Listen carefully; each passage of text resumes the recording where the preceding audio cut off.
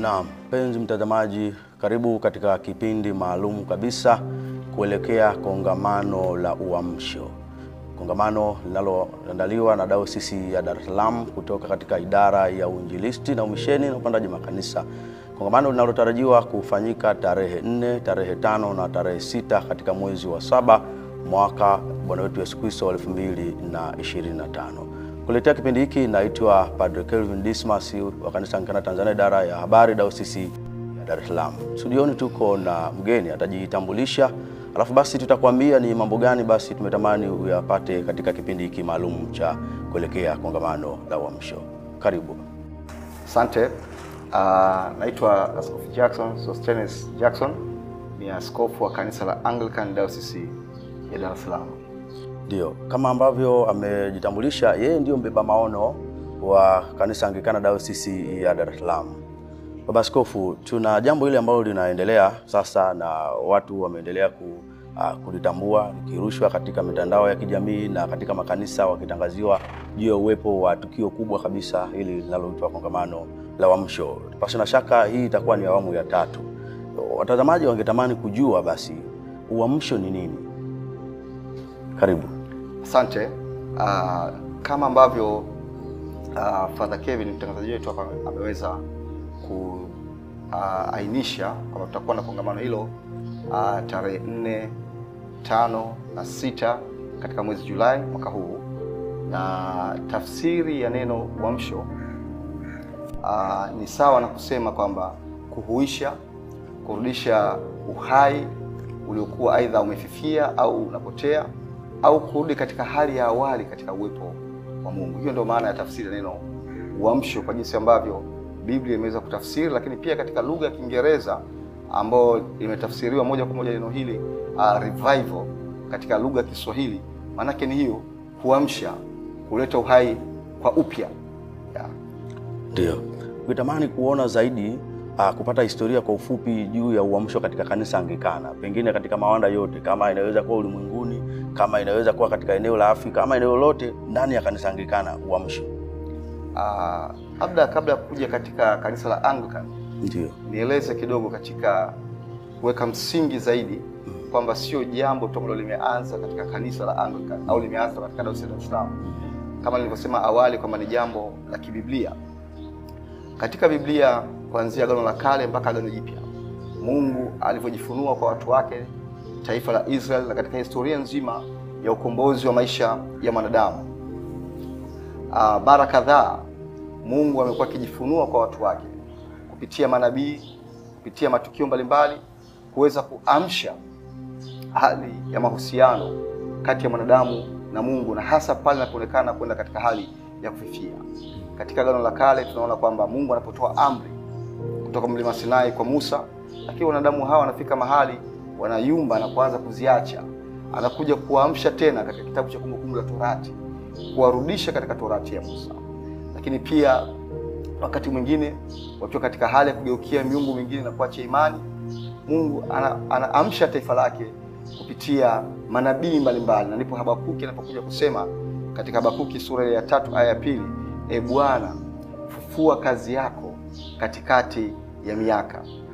Ameendelea Mungu kujifunua katika sura mbalimbali katika Agano la Kale.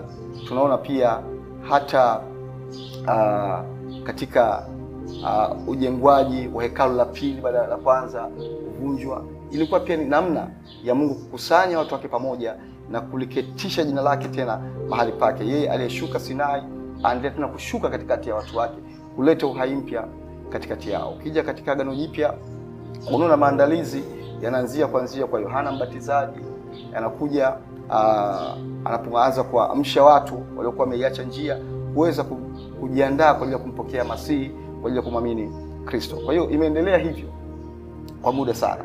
Na sasa ninapozungumza katika Kanisa la Anglikana, Kanisa la Anglikana msingi wake upo katika maandiko matakatifu. Na kanisa limetembea katika historia ndefu sana. Kanisa la Anglikana ambalo asili yake ni Uingereza, katika karne ya 18 mwanzoni, nchi ya Uingereza pamoja na kanisa, moja ya changamoto kubwa ambayo tunaiona kihistoria ni kwamba maadili yalikuwa yameporomoka sana. Watu kuwa juu ya hofu ya Mungu waliacha, na swala zima la imani lilikuwa ni swala la kama mazoea tu ya kawaida. Na hili litokana na kwamba watu wengi walifocus zaidi katika falsafa za kawaida za kidunia na kujali sana mambo ya kisayansi na kuona kana kwamba imani haiwezi kuwa na jawabu katika maisha ya kibinadamu. Hali iliyopelekea maisha kwa ujumla ya kanisa kupoteza mwelekeo na watu uhusiano wao na Mungu kuweza kufifia. Katika mazingira hayo, Mungu kama kawaida yake ya kuweza kuwaamsha watu wake walipokuwa katika hali ya kupotea.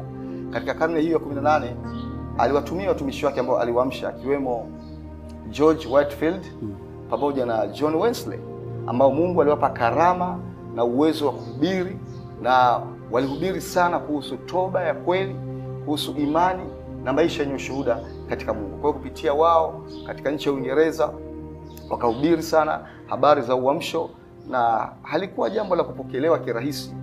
Walipingwa sana kutoka katika makanisa, walipingwa sana kutoka kwa wachungaji, kuona kana kwamba wanapeleka jambo jipya tofauti na watu ambao wangetaka wao wenyewe waende. Lakini Mungu alizidi kuwapa bidii na vikaundwa vyama mbalimbali, kikiwemo chama cha Lay Mission Society, chama cha CMS Church Mission Society.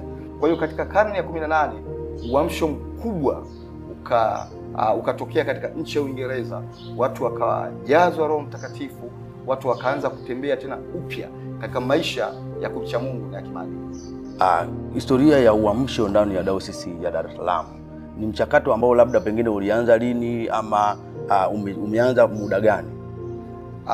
Kwa kanisa la Anglican na Dayosisi ya Dar es Salaam, labda nirudi nyuma kidogo, nielezee uamsho wa Uingereza kupitia misingi iliyojenga kina George Whitefield pamoja kina John Wesley, iliweza kuenea kwa upana mkubwa, na hatimaye katika miaka ya mwanzoni katika 1920 mpaka 1960 vyama mbalimbali vya kitume vilitumwa kuja kuleta uinjilishaji katika nchi zetu za Afrika Mashariki, lakini pia baadhi yao wakiwa ni wafanyakazi wa hospitali mbalimbali katika mashule. Miongoni mwao alikuwepo mtu aliyeitwa John Edward, ambaye alitumwa kama missionary katika nchi ya Rwanda. Na akiwa pale Rwanda, maeneo yanaitwa Gahini katika hospitali, yeye alikuja akiwa ni mwana uamsho tayari, muumini wa Anglikana, na kwa msingi huo alilikuta pia kanisa la East Africa nalo limepoa, lipo katika hali tu ya taratibu za kawaida, lakini hakuna uhuisho na udhihirisho wa wazi wa Roho Mtakatifu. Kwa sababu hiyo yeye akaanzisha fellowship nyumbani kwake, na akaanza kualika baadhi ya watu wachache, wakawa wanafunga na kuomba, na Mungu akawatembelea katika hali ya nguvu za Roho Mtakatifu. Watu wakajazwa Roho Mtakatifu katika miongoni ambao walikuwa katika mazingira yale, na kutoka hapo wakaanza kueneza habari za Injili za udhihirisho wa kazi ya Mungu kupitia Roho Mtakatifu. Ukaenea mpaka Uganda, wakiwemo kina Simon ambao walipokea wa Afrika wa kwanza, na kutoka hapo wakawa ni sehemu ya kubeba uamsho huo, na wakaendelea kuhubiri uamsho huo.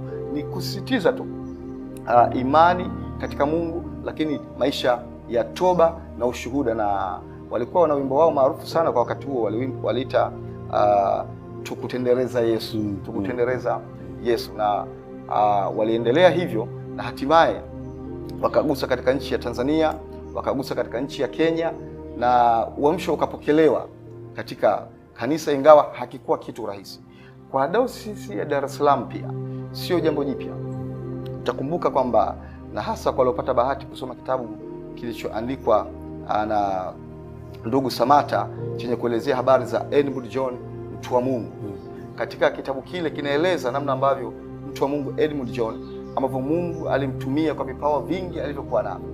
Aliweza kuombea wagonjwa mbalimbali, aliweza kuhubiri Injili ya toba, na watu wengi wakamjia Mungu, na hatimaye matunda yake mpaka leo yapo. Tunapozungumza habari za kina mzee Salu katika huduma nyumba kwa nyumba, ni matokeo, ni zao la Edmund John. Kwa hiyo kanisa la Anglican Dar es Salaam naweza kusema kwamba ni miongoni mwa wanufaika wa mwanzo katika swala zima la uinjilishaji na mwendo mzima wa Mungu kutembelea kanisa katika uhuishaji wa uamsho. Lakini hata hivyo kanisa limekuwa na nyakati nyingi, limekuwa na vipindi mbalimbali. Kwa hiyo katika mwendo wa safari kumekuwepo na hali mbalimbali za kupoa na kuendelea kuinuka tena kwa upya, na kwa neema ya Mungu nasi tulipoitwa kuwa katika uaskofu huo wa Dayosisi ya Dar es Salaam, katika jambo ambalo nilimdhihirisha Mungu akisema nami kwa dhahiri. Nilikuwa mwanzoni katika mwaka wa kwanza nikiwa katika ziara ya kuhudhuria moja ya mikutano kule Marekani.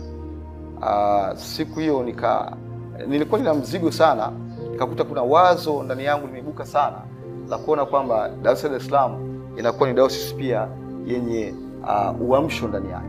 Na hiyo siku nikaidedicate kwa ajili ya kufunga na kuomba. Mchana nikiwa tumetoka break katika ile kongamano, nikakutana na mzee mmoja kutoka maeneo ya Amerika ya Kusini. Sikuwa ninamfahamu, sikuwahi kumuona, na ninasema hivyo kwa sababu alijitambulisha kwangu, na akasema tu moja kwa moja kwangu kwamba Mungu amesikia maombi yako na Mungu anakwenda kupeleka uamsho mkubwa katika kanisa lako. Kwa hiyo kwangu ikawa ni uthibitisho katika kile ambacho Mungu amekuwa akiendelea kusema nami. Na kutoka hapo nikaja nikashirikisha maono haya katika vyombo vya ndani, katika idara, na kutoka hapo tumekuwa na uamsho na makongamano ya uamsho, na mwaka huu ni mwaka wa 3 wa kongamano la uamsho ambalo tumeona baraka za Mungu nyingi kupitia kongamano hilo la uamsho. Amen. Mpenzi mtazamaji, kama ambavyo umesikia, na hasa kwenye eneo la kwanza kwa kongamano hili la uamsho ndani ya kanisa Anglikana na hasa Dayosisi ya Dar es Salaam, kuna story ya kusisimua kabisa hapo, jinsi ambavyo Mungu anawatumia watu katika kuanzisha mission mbalimbali, katika kuanzisha mambo mbalimbali kwa ajili ya kulistawisha kanisa lake ulimwenguni. Tunafahamu hilo jambo limeanza, na sasa huu ni mwaka wa 3. Hapana shaka kwenye kila jambo ambalo linakuwa linaanzishwa mahali panakuwa na malengo ya jumla, pengine kama yanavyofanyika sehemu nyingine, lakini kuna malengo ya mahalia fulani. Pengine naweza kusema wote tunakubaliana kwamba kanisa duniani kote linahubiri habari za wokovu na watu kwenda mbinguni, lakini kunaweza kuwa na purpose kwenye eneo fulani. Lese watu wanataka kujenga hospitali na nini. Kwenye kongamano la uamsho Dayosisi ya Dar es Salaam, maono ya jumla ni nini? Kwanza watu kuzidi kuamshwa juu ya imani yao na uhusiano wao na Mungu. Na tunaishi katika nyakati ambazo kuna wimbi kubwa la upotoshaji kuhusu juu ya masuala mbalimbali ya imani. Kwa hiyo kupitia kongamano hili, mafundisho mbalimbali yanafundishwa juu ya kweli ya Mungu kwa watu kujenga uhusiano wao sahihi na Mungu wao. Lakini hiyo haitoshi. Maono mengine ni kwamba watu waone kwamba yuko Mungu aliyemsaada katikati ya watu wake. Tunaishi katika nyakati ambazo watu wana changamoto mbalimbali za kiroho, za kimwili, za kijamii, pamoja na jitihada mbalimbali za wataalamu mbalimbali, lakini tukubali sisi sote tumeumbwa na Mungu. Kwa hiyo ni kutengeneza nafasi ya Mungu kuweza kutuhudumia katika uhitaji wa watu mbalimbali. Lakini pia ni kupitia kongamano la uamsho, ndani ya maono hayo kuzidi kupanda mbegu na chachu ya kanisa kama dayosisi kwa ujumla, lakini na Mkristo mmoja mmoja kuwa na moto wa Injili wa kuweza kuwafikia wengine ambao hawajafikiwa na habari njema za wokovu. Na jambo hili tumeona kwamba likizaa matunda sana kupitia idara yetu na kuweza kupanda makanisa mengi. Takriban kila mwaka Dayosisi ya Dar es Salaam tunapanda makanisa zaidi ya 15, makanisa mapya ambayo watu ambao walikuwa hawamfahamu Mungu wanamjua Mungu. Na hiyo yote inatokana na watu kujitolea sadaka zao, kujitolea vitu vyao, kujitolea mali zao, na hata kushiriki wenyewe moja kwa moja kwenda vijijini na kuhubiri Injili tunapokuwa na wiki zile za uinjilisti. Amen. Asante. Nilitaka kuingia kwenye hicho kipengele, umegusa kwa sehemu kuona sasa tofauti iliyopo kabla ya kuwa na makongamano haya ya uamsho na wakati huu wa kongamano hili la uamsho. Tofauti yake ndani ya dayosisi ambayo wewe unaiongoza ni ipi, ama yale matokeo sasa ambayo yamesababishwa na kongamano hili kwa haraka ama kwa kinagaubaga, unaweza kusaidia msikilizaji na mtazamaji akaweza kujua? Tumeona na tumeshuhudia faida kadhaa. Niite kama ni faida, matokeo ya kuwa na kongamano. Mojawapo ni kwamba watu kuwa na mwamko mkubwa zaidi katika mambo ya kiroho, kupenda mambo ya kiroho. Wakati mwingine tumeshuhudia wimbi kubwa la watu waliokuwa wakitoka na kwenda kuhangaika kutafuta huduma za maombezi na mafundisho sehemu nyingine mbalimbali.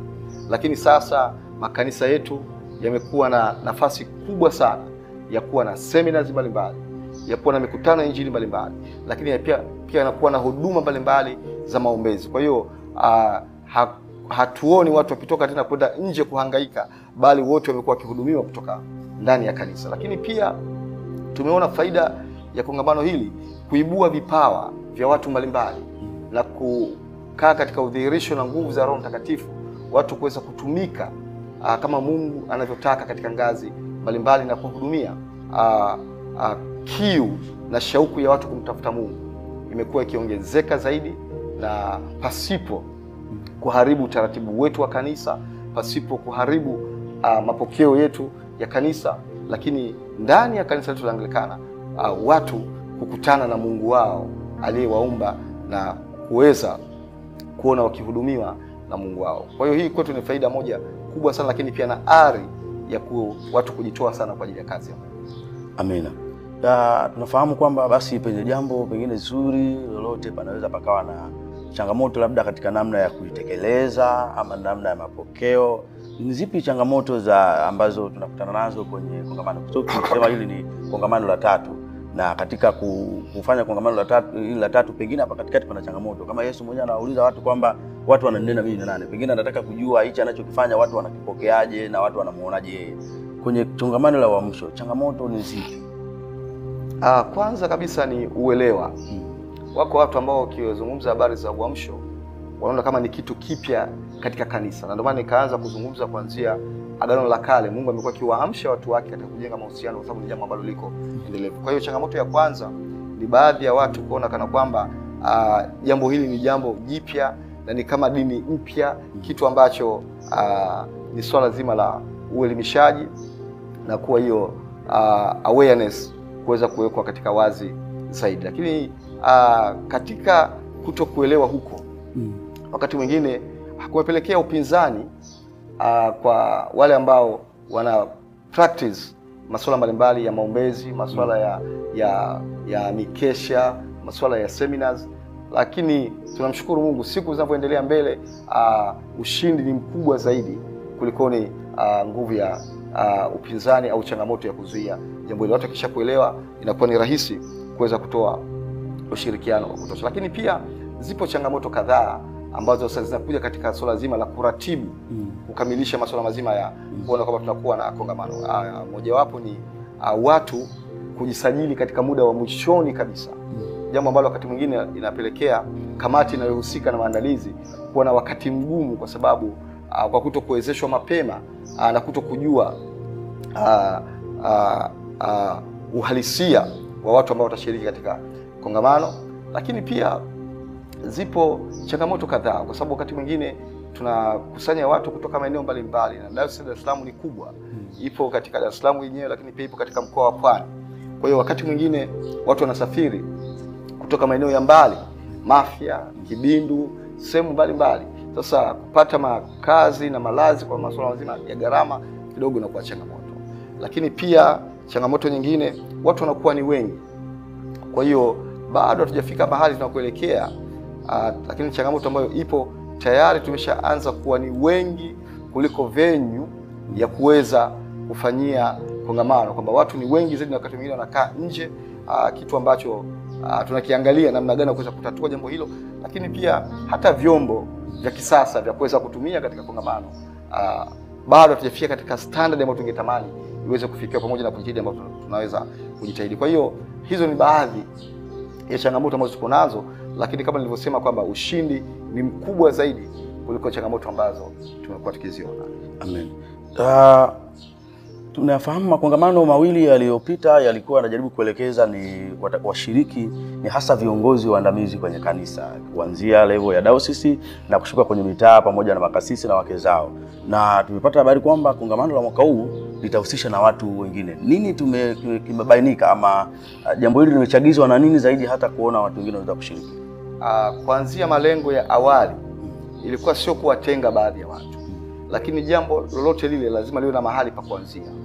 Kwa hiyo tuliona kwamba vyema mwaka wa kwanza na wa pili tujenge awareness wa swala zima la uamsho, lakini pia kuleta mguso zaidi kwanza kwa viongozi waandamizi katika kanisa.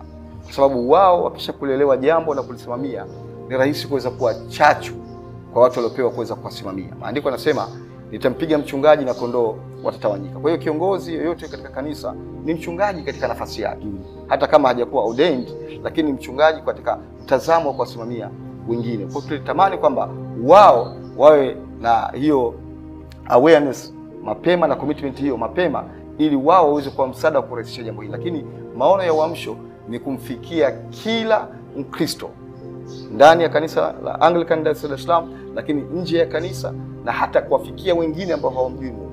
Kwa hiyo huu ni mwanzo tu, na sasa mwaka huu tumeweka wigo kwa kutanua kidogo, kuwakaribisha Wakristo wengine wote ambao sio viongozi kwa kufuata utaratibu huo wa kujisajili. Lakini maono yetu baadaye ni kuja kuwa na makongamano mengi zaidi, lakini pia kuweza kuwa na makongamano yenye kuwagusa waumini na Wakristo wetu wote katika kanisa, kwa sababu kila mmoja ana uhitaji wa kuimarishwa kwa upya, wa kuona kwamba anaamshwa kwa upya juu ya mahusiano na mwendo mzima juu ya maisha yake katika kanisa na imani. Sawa. Asante sana. Kwa ningetamani sasa mtazamaji wa kipindi hiki aweze kusikia sauti yako juu ya muda gani kongamano utafanyika, tarehe ipi, lakini pia walimu watakaofundisha, pengine na mada kama tayari zimekwisha kuandaliwa, pengine mtu ajue kabisa kama mwaka huu na kwenda kula chakula cha namna fulani. Karibu. Asante. Kama ambavyo tumetangulia kusema awali, kongamano litafanyika siku ya tarehe 4, tarehe 5 na tarehe 6 tutahitimisha kwa fellowship ya pamoja mwezi wa 7. Na kwa siku ya tarehe 4 na tarehe 5, muda wa kongamano ni kuanzia saa 2 asubuhi mpaka saa 12 jioni, ambapo na siku ya Jumamosi itakuwa katika muda huo pia. Ila siku ya Jumapili tutafanya hiyo fellowship ya pamoja, ambayo hiyo sana haihitaji kujisajili, ni yoyote tu.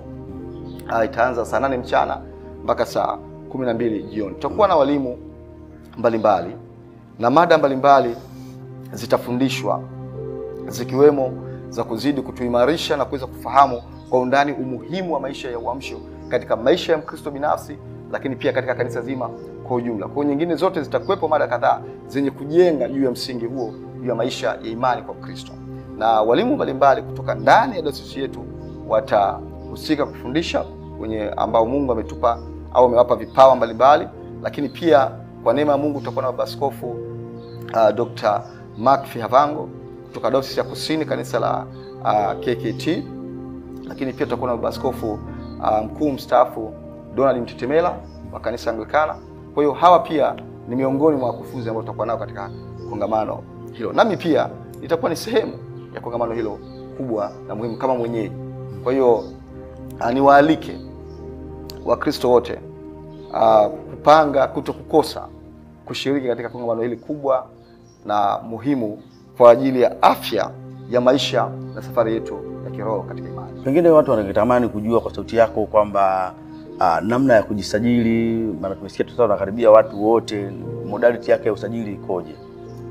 Utaratibu wa kujisajili umeelekezwa katika ngazi zetu zote kupitia idara ya uinjilisti,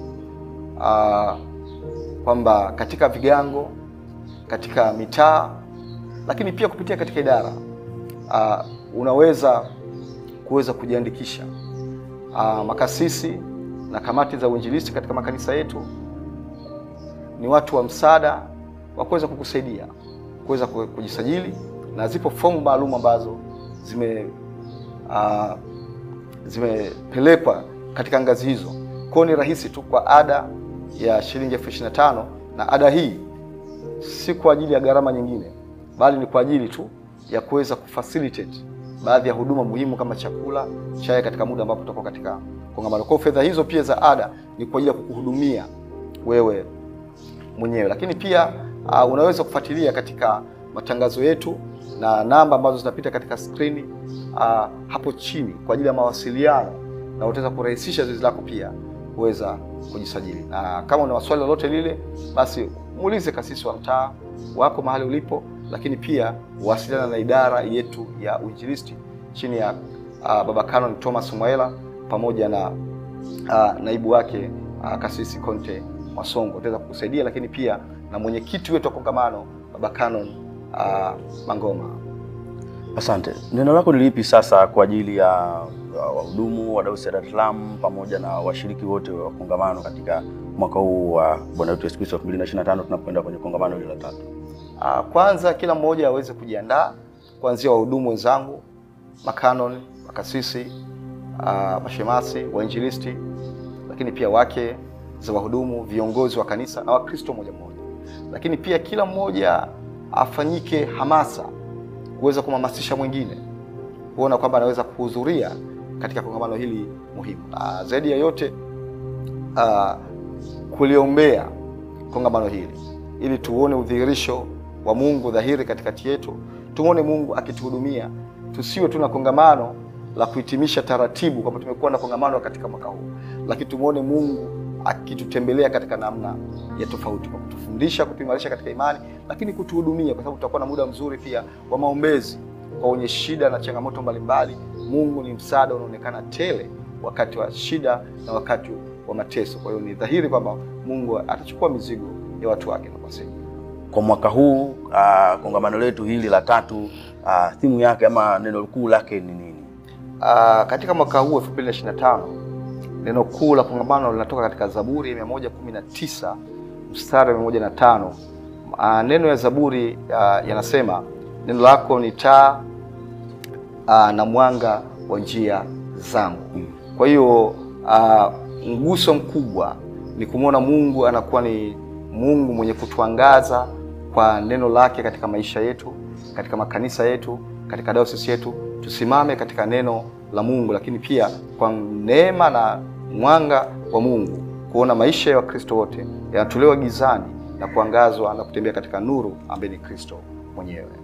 Asante sana Baba Askofu kwa huu muda wako na kuzungumza na watazamaji juu ya uwepo wa kongamano hili. Hapana shaka mpenzi mtazamaji, utakuwa umepata kitu, na nikuombe tu basi umesikia sauti ya Baba vizuri kwamba njoo, viko vyakula vilivyoandaliwa kwa maana ya kiroho vizuri na walimu wazuri kabisa watakao tuongoza, na yeye mwenyewe Baba akiwepo pamoja na maaskofu wastaafu, lakini na askofu kutoka KKKT kule Njombe atakuwepo pia kama sehemu ya wanenaji na watumishi wengine ndani ya Dayosisi ya Dar es Salaam. Hapana shaka ni kongamano kubwa kabisa lenye baraka. Kongamano la mwaka huu 2025, neno lako ni taa, Mungu atukuzwe. Asante sana, hadi wakati mwingine. Naitwa Padre Kevin Dismas kutoka idara ya habari Kanisa Anglikana Tanzania, Dayosisi ya Dar es Salaam.